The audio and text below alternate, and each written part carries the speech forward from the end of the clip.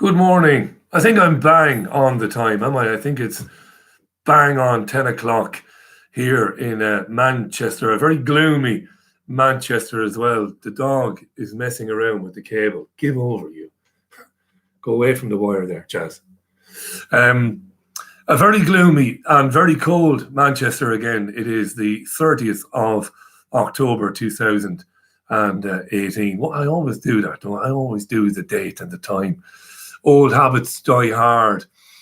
It's good to be back. I enjoyed last night's programme. I really enjoyed speaking with Tina Rothery, an amazing lady, wonderful woman.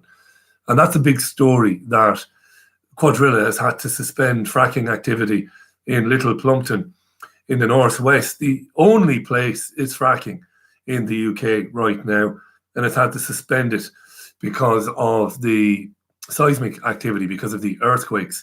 It's had 27 events, but 3 of them have been over that 0.5 on the Richter scale, and they've had to suspend fracking. That's a very serious story. One of the most pressing and important stories, I think, that we cover. And you know, I've had many learned men and women on the programme over the years who've talked about what they believe are the real reasons for things like fracking. There are very many learned men and women who have been derided as conspiracy theorists and as crazies because they say that ultimately the real reason for fracking is to ultimately render the land uninhabitable and unworkable effectively. To drive people into modern super cities. And I have a lot of sympathy with that point of view. I really do. By the way, before I carry on, good morning to everybody who's sending messages there. Good morning to Stacey, who's in Didsbury. How you doing, Stacey? Like me, she says. I'm not in Didsbury, Stacey, but I'm not a million miles away from you in Fallowfield.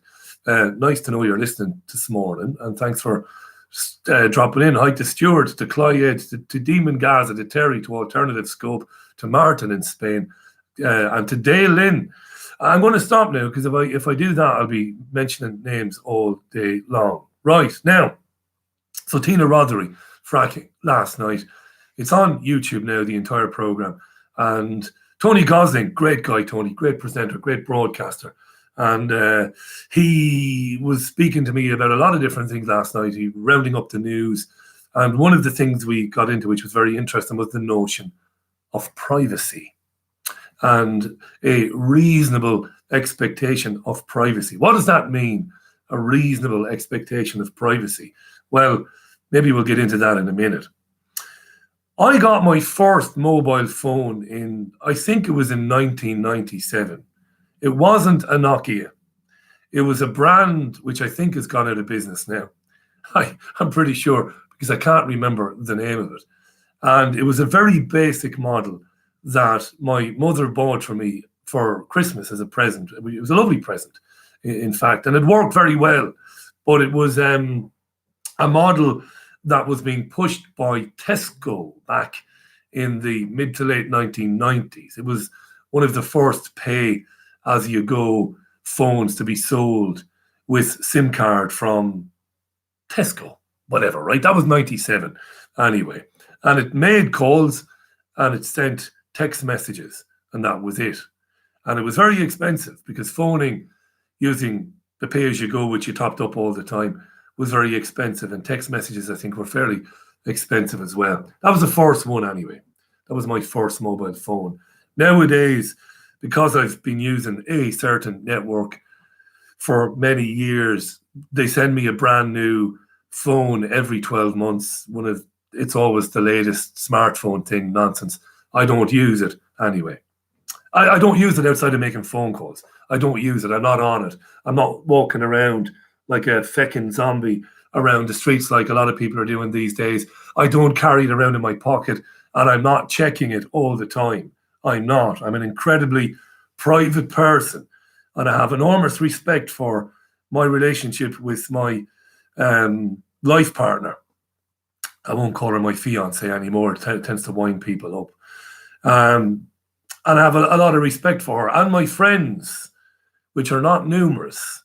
Like I said, I'm a very private person. I don't carry the thing around. I don't use it as much as I can help. Now, I told a story on the radio show about 3 years ago. I'll tell you again, very briefly. I have a dog. You've seen pictures of the dog because sometimes, just for shits and giggles, I will put a picture of my dog on Twitter. Not very often. It's been a long time actually since I did it. Anyway, long story short, I was in Plattfields Park in Fallowfield about 3 years ago, and I was throwing a rubber ball for Jazz, the dog. Now, like some dogs, she can do extraordinary things. And one of the things she does is she leaps into the air and gets about 5-6 feet into the air to catch the ball in her mouth at great heights on the run. She's not the only dog that can do that, but it's very impressive. And I was throwing the ball for her as usual anyway. And I noticed that there was a guy standing about 30 feet away from me and pointing a camera at me. I told this story before. And I looked at him. And he continued to stand there like this with his phone, with his camera up in the air. So I shouted over to him, "What are you doing?" And he said, "I'm filming your dog." And I said, "You mean you're filming me and my dog?" And he said, "Yeah." So I started walking towards him. I was wondering, would he back off? But he didn't. He stayed put. And I asked him, "What is it you were doing there again?" And he said, "I'm filming your dog." And I reiterated, "And you're filming me?" And he said, "Yeah." And I said, "Who gave you permission to do that?" And he said, "What?" I said, "Who gave you permission to film me and my dog?" I said, "Before you answer that, what are you planning on doing with the film?" "I was going to put it on YouTube," he said. This is a true story. I said, "You were what?" "I'm going to put it on YouTube." So I said, "You're filming me and my dog without my consent, and you're going to put it on YouTube." And I didn't get really annoyed because it was obvious that the kid was clueless. The kid had no notion of or conception of that there could be anything wrong with what he told me and what he was doing. And I asked him, and I said, "What if I don't want to be filmed? And what if I don't want to be on YouTube?" And he was perplexed. He couldn't answer me. So I wasn't getting anywhere with the kid. And I asked him, would he delete the film? And he said he didn't want to. And I said, "Look, I'm not a violent man. The last thing in the world I would do would be to become violent. But if you don't delete the film," I said, "I'm going to take your camera phone from you. I'm going to delete it, and then I'm going to hand it back to you. I'm not going to harm you in any way. But I'm insisting that you delete that footage. And I'm insisting that you then go away and think exactly about what we just transpired between us." Off he went anyway. He deleted the film and off he went. Now, this came up last night, privacy and smartphones. And I put a catchy title on this video because I want people to watch it because I think it's very interesting. And I've made a couple of bullet points here, which I'm looking at now. Privacy. And what is a reasonable expectation of privacy? Cameras have been on phones now for what? For about 15 years, is it? I don't know. I'm not a techie. Let's say 15 to 18 years. I remember in 2002, there was an explosion of phones with cameras because Vodafone at the time, in partnership with, I think it was Sharp, ran a very successful campaign with Manchester United Football Club where David Beckham had a flip phone. Do you remember the flip phone, the Sharp phone? And I'm not saying it was the first camera phone. I'm not saying that. I don't know. But around about that time, they became very popular anyway. And David Beckham made some ads. A couple of years later, he was at Real Madrid. And there was a fantastic ads where he was taking pictures in Madrid and sending them back to Gary Neville in dreary old Manchester. I remember Alex Ferguson was pissed off with this at the time, this notion that Madrid was a much better place than Manchester. There's no better place than Manchester. So anyway, what were people doing? Well, these things were sold as, well, take a few pictures and share them with your friends and family. And later, those crude camera phones would evolve where the camera became capable of taking video as well, of shooting video, right? That's where this all began. And that has had a profound effect on our right to privacy. And I think I haven't seen any published papers from academia. I haven't seen any books that have been published where this has been examined, where this has been looked at in terms of the impact that it's having on us socially and the impact it's having on our privacy. And I was very interested in a story that I covered on the show last night, the story of the young Bulgarian lad who dressed up as a character from Pulp Fiction, the character played by Samuel L. Jackson. Great film that. I think everybody's seen it by now. Wonderful dialogue. Samuel L. Jackson plays an assassin working for a man called Marcellus Wallace. And his partner is played by, what's his face? Why is my mind gone blank? John Travolta, yeah. And the conversations between these guys are pretty sensational in terms of the things they talk about anyway. So the Bulgarian lad dressed up as Jules, is it? Jules and Vincent Vega. He dressed up as Jules and he put the wig on and he wore the black suit with the white shirt and the black tie. And he blackened his face with makeup or shoe polish or whatever. And a woman filmed him, turned her camera on, focused it on him, and chastised him for wearing the black face. Now, I'm not going to get into the ethics or the rights and the wrongs of blackface or not, because a lot of my listeners would think that nobody should blacken their face. Some of our listeners would think that, well, people should be able to do what they want as long as they're not, trying to offend people or hurt people. And then some of my listeners probably don't care. I don't know where I am on it. I'm open-minded. I'd like to hear from our black listeners on the show. Maybe we'll do a phone-in about it, maybe. So she filmed him and called him a racist. And she encouraged others in the tube carriage to basically have a go at this guy, who basically said that, well, I like the character and I like the actor, so I'm wearing, this is my costume and that's the end of it. She then uploaded it to social media. And now the guy is on the national news because he was in every tabloid newspaper yesterday. And this morning he's been discussed on national breakfast television programs. Why didn't she speak to him? Why? Oh, Jesus. Why was her first thought to do this? And then put it on social media. Why film him? Where's the outrage? And I genuinely mean this. Where's the outrage? Because I've had people overnight who obviously don't listen to me and only hear what they want to hear, saying what Richie is saying is anti-democratic. I can't believe that Richie is trying to restrict people using their phones in public. I'm not trying to restrict people doing anything.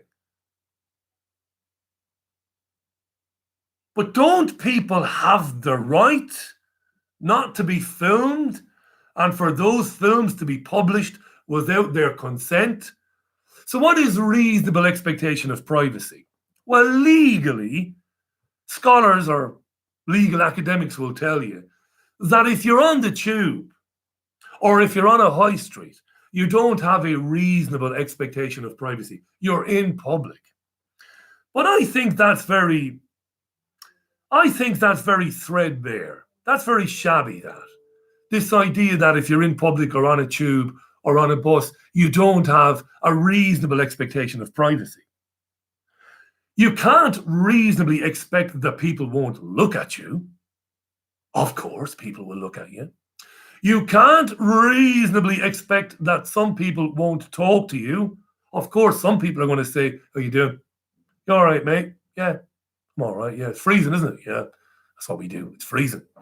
All right, you can't expect that won't happen because you're in public. And sadly, you can't reasonably expect that your image won't be captured by CCTV when you're in public, because there are 750 billion cameras in the UK. So sadly, you can't reasonably expect not to be captured by a CCTV camera.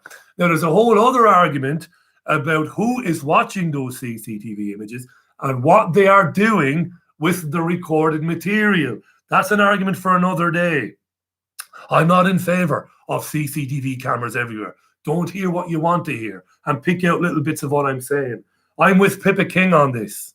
Dreadful to have CCTV cameras everywhere and what they're really being used for. So you can't reasonably expect not to be captured as you walk through Market Street in Manchester.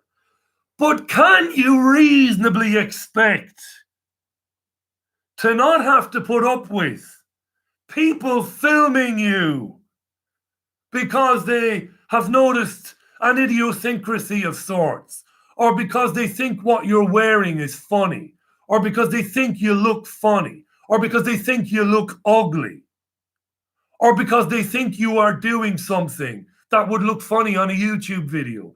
Don't you have a reasonable expectation that people can't do that without first getting your permission? And I was staggered after I love that word, I know I use it a lot, staggered. I was staggered after the program last night to see so many people taking the Tony Gosling position. I love Tony. He's a top man. But I totally disagree with him that there's no such thing as privacy outside your own house. And that's because we've become programmed to accept that there's no such thing as privacy. Look at the impact this technology has had on people, particularly young people. The young girl on the tube in days of yore would have had to have a civilized conversation with the lad. Hey, how are you doing? What's that you're wearing there? Oh, I'm going to a fancy dress party tonight. I'm dressed as Jules. Is it Jules, Julius, or Jules from Pulp Fiction? Love that film. He's a cool dude, you know. He reads the biblical quote, doesn't he, before he shoots people. Love it. Brilliant. Well, you know that some black people think that it's not nice when people do that. You know, gollywogs and the minstrels, there's a very racist tradition with blackface. Did you ever hear about that?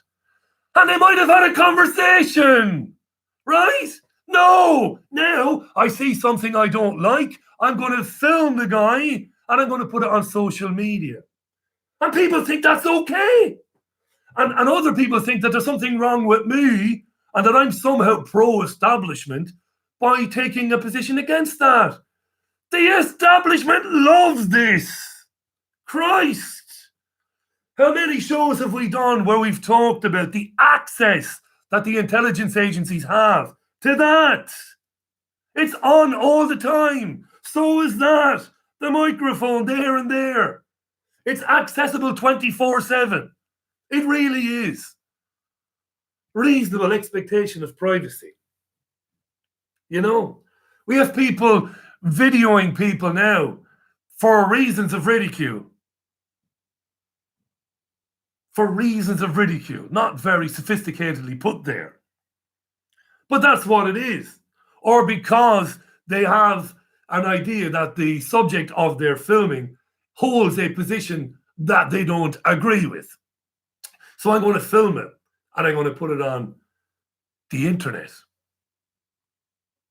Here's a little quote. It's not a quote, it's a paragraph from an article that was written anonymously, but put onto a website that deals with digital ethics in the digital age. Listen to this. The same ethical questions should be asked when we photograph people in difficult situations, the homeless, the poverty-stricken, the physically challenged. Although they may be in a very public place, with no seeming recourse to a privacy defense, they should receive protection from the standpoint of ethics. And this is pretty telling. Snapping covert pictures of the ridiculous or unfortunate and broadcasting them on a worldwide forum like the internet is tantamount to defamation of character. Our digital world ensures that every picture has a wide audience, subjecting the person photographed to widespread disdain, mockery, or scorn, potentially resulting in embarrassment at the very least, and possibly even the loss of a job or a relationship. Yes. And that last line, embarrassment at the very least, and possibly even the loss of a job or a relationship, subjecting people who haven't asked for it, who haven't gone out of their way to confront anybody, but who are just going about their business, subjecting them to ridicule, like the chap wearing the Samuel L. Jackson costume was subjected to yesterday. And I put it to Tony Gosling, that leads to a world where people become more and more and more reluctant to be who they really are, whether that's good or bad or not or indifferent, but to avoid or hide who they really are, lest they be subject to public ridicule, embarrassment, disdain, or defamation. I can make an argument as a proper journalist who is very well versed in the UK and Irish laws of defamation and libel. I know some of my black listeners won't like this, but I'm going to say it anyway. I can find a legal argument and I can make a cogent argument that the Bulgarian lad who dressed up as Samuel L. Jackson has been defamed, has suffered defamation of character, and has no recourse in terms of he has no access to the sort of platform that she has taken through YouTube and through what does she use, Instagram. He doesn't have equality in terms of being able to defend who he is and what he really thinks about race or ethnicity. He's been put out there by a woman who decided to film him, declare him a racist. He's now in every newspaper in the country, and his picture's been on every television channel in the UK this morning. That can't be right, that is the point I'm trying to make. You know? Had a comment from a listener yesterday. Good show, Richie, but when you argue for restrictions on people taking pics and video in public, it makes an avenue for police to say they shouldn't be filmed. Overall, it's ironic. I've never said that there should be restrictions on people taking pictures and video in public. Videoing public figures, videoing public servants, videoing the officers of the state, whether it be police officers. Shouldn't you have a good reason to film a police officer? Filming a police officer who's walking down the street just outside the door. Why would you do that? What's the point of that? If a police officer is in the process of arresting somebody and you have reasonable grounds to believe that the arrest is wrongful or that the officer in question is not acting within the confines of the law, yes, film it by all means. I'd never say that that should be restricted at all. I'm talking about using video phone technology, weaponizing it as a way to victimize people who haven't asked for it, right? And doing it in a way that could have profound consequences for that person. And I think increasingly, I go back to the young student, I think he was a student, the guy who was filming me 3 years ago, and I asked him to stop and I asked him to delete the film, was completely perplexed that I would adopt the position that I adopted. Perplexed. This is what it has done to people.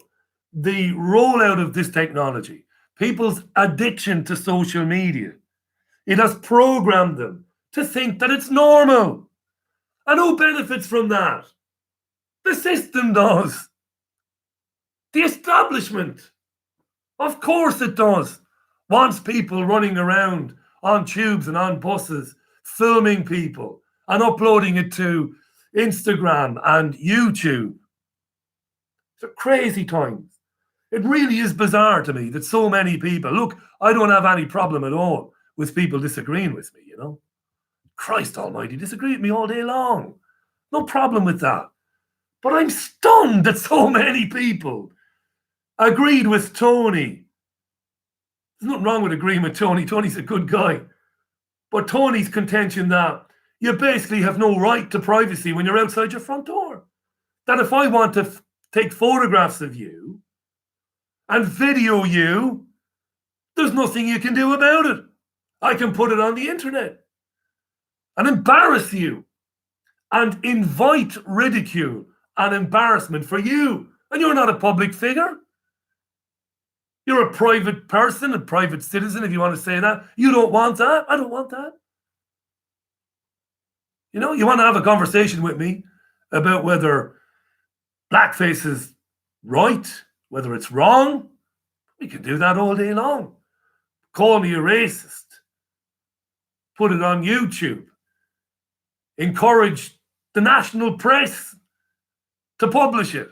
And to make matters worse, the Daily Mail is actively trying to get the name of the Bulgarian lad. Wow, right?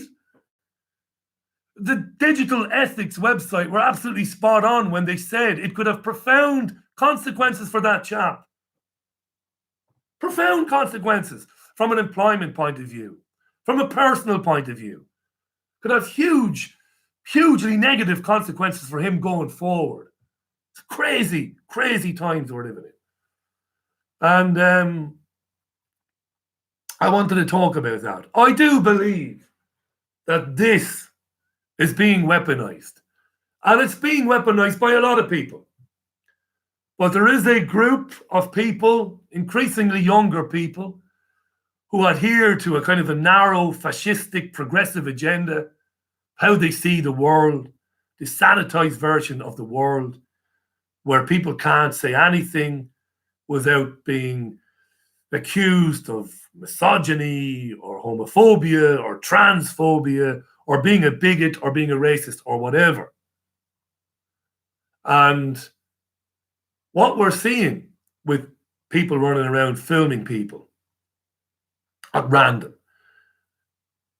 with the purpose being to put that film on social media to ridicule that person, their appearance or their point of view or whatever, is it will result in the imposition of self-censorship on a massive scale, where people will be increasingly terrified of saying anything or doing anything, lest they be humiliated and exposed in the way that we've seen people being humiliated and exposed.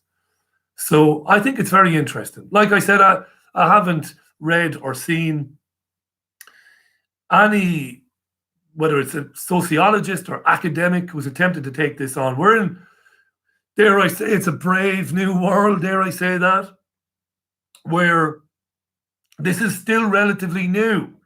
You know, in terms of human history, this is a relatively new phenomenon where everybody is walking around with a camera, a very powerful camera, very good cameras on these phones. You know, they've got UHD capability, these things. Amazing. You see these films now that people are putting online, the quality of them. And that's a relatively new thing in human history. And it's having profound consequences for human behavior. It's having a profound impact, not consequences. It's having a profound and a very, very noticeable impact on human behavior. And I think it's worth exploring. If people want to take video of the police, when they feel there is a reasonable ground or reasonable grounds for filming the police, I would, of course, encourage that. Absolutely. Christ, have you listened to me in the last 4.5 years on this program and 10 more years on other programs? Of course, I would encourage people to film something that they think is wrong and that needs to be filmed because it needs to be captured so that it can be later on examined and exposed. Of course, I'm not advocating that people are not allowed to use their cameras in public. But filming people without their consent because you want to lampoon or criticize or ridicule that person through the avenue of social media, there's something wrong with that. And I wanted to talk about that today, the weaponization of mobile phones. There's a million issues there. I'm well aware that these devices can be hacked, are being hacked. I'm well aware that the microphones are being activated and are being accessed by third parties. I'm well aware of this. There are a million issues with phones. I'm highlighting one of them. I know this. I know there are issues with targeting and targeted individuals. I have spoken to Shane Gibbs. I have spoken with Dr. Catherine Horton. I did the first interview with her. I've spoken with many people who believe that they've been targeted with the technology that, we've been talking about today. These are other issues. There are many, many issues. Susan says, thank God for cell phones filming the racists. But I don't understand that. I don't understand what you mean by that. By somebody engaging in racist behavior. If somebody is engaging in racist behavior in public, I have no problem with somebody filming that person. None. And I'm not being a hypocrite. Racism is against the law. Real racism. What constitutes racism? A young girl went to school the other day dressed as Mo Salah, who's an Egyptian footballer who plays for Liverpool. And it kills me to say it, but he's bloody good. Very good. And the girl darkened her skin with her mother's makeup. Is she racist? Or did she want to look as much like Mo, her hero, as she could? And like I said, I'm open-minded on blackface. I wouldn't personally do it. Not because I'm self-censoring, but I wouldn't dress up as Phil Lynott, Phil Lynott, put a load of black polish on my face. I wouldn't do it. It just wouldn't be me. The young lad on the train, how can you say he's racist? What is racist? A racist, according to me, is somebody who believes that a person or persons from a different ethnic background are worthless. That's what a racist is. A genuine racist looks at other people and thinks they're not as intelligent as us. They're not the same as us. They're different. They're not as worthwhile as us. That's genuine racism. Wearing a costume and putting some makeup on your face, I'm sorry, but you need a little bit more to convince me that the guy is racist. But of course, we've no chance now. We'll never find out anything about the guy. She could have found out if she sat alongside him. Right? She could have sat next to him. Put her fucking phone into her purse. Sat down with him. Interesting costume you've got there. What's going on? Conversation. But millennials and 20-somethings are incapable of conversing with people because of what's being done to them, because of their addiction to that. They're incapable. So I'll film you and I'll call you a racist. I want to have a conversation with you. Fuck that. That's where we're going. It's madness. It's madness. You know? And that segues into a thing that I don't even want to get into because I've gotten into it so many times. Learning to live with people, despite the fact they have opinions that you might find repugnant. You don't have a choice. Nothing is going to make somebody who thinks that blacks are stupid and not as capable as whites. Nothing is going to change his mind. You can't put him in prison. You know, you can't erase him from existence. You have to live with him. Could be the guy next door to you. Could be a teacher. Could be the person working next to you at work. You have to live with the fact that there are always going to be people in the world who think things that you think are frankly ridiculous. And I've gotten into that too many times on the program in the past. I'm not saying that we should normalize racism. I'm saying that what can you do? You can't dedicate an island in the Pacific and say, I'll tell you what, we're going to get everybody that we think is racist and put them all into exile. You can't do that either. And you also can't put people in prison for thinking things you don't like. This fucking irritates me. You know, you cannot put people in prison for thinking things that you don't agree with. You can't. There are people who want to do that.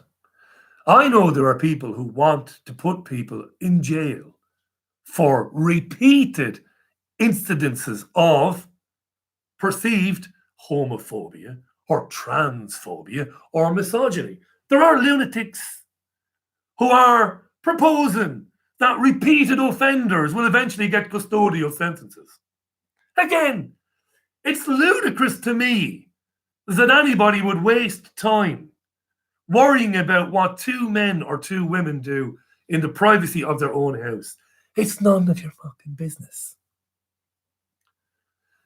Ridiculous. But what are you going to do? Put them in prison?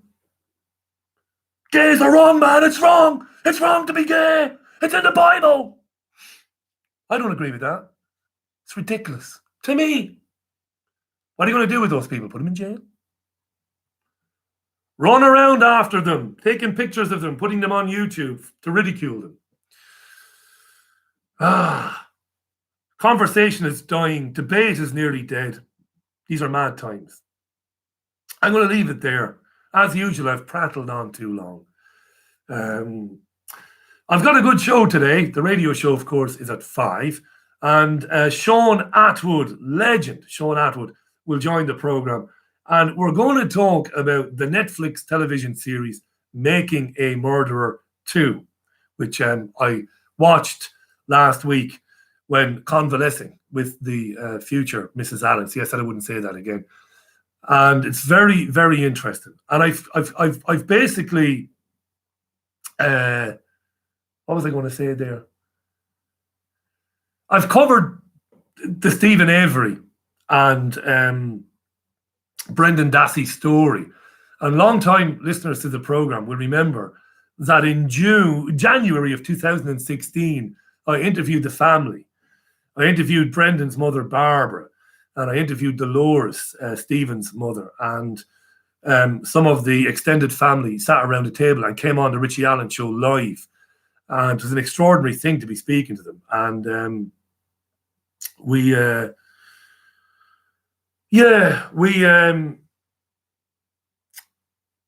talked at length about the possibility that Stephen Avery would ever be released from prison. I'm not going to tell you about the story here because I've not got time. I need to go and do some work now. But it's an extraordinary, quite astonishing story, what has been done to the Avery and Dassey families and extended families. And Manitowoc County, of course, like myself, Sean Atwood, of course, who spent years in prison in the United States. He is an avid fan of the series and he's very, very well briefed on what happened to Avery and Dassey and where they are now. So we're going to talk about that. And I'll have much more as well on Tuesday's Richie Allen Show, which is live at 5 p.m. UK time today. So in the meantime, and have a think about what I said about the weaponization of phones, the using of phones to victimize people, how it's actually running contrary to opening up debate, how it's not actually opening up debate, how it's forcing people underground, how it's forcing people to self-censor, and how it's being used to bully and intimidate people who have opinions that some people deem to be unpalatable. It's very important, I think, that we explore that in the future.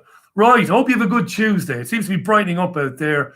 I will speak to you at 5 on the usual channels. Until then, bye for now. Bye now.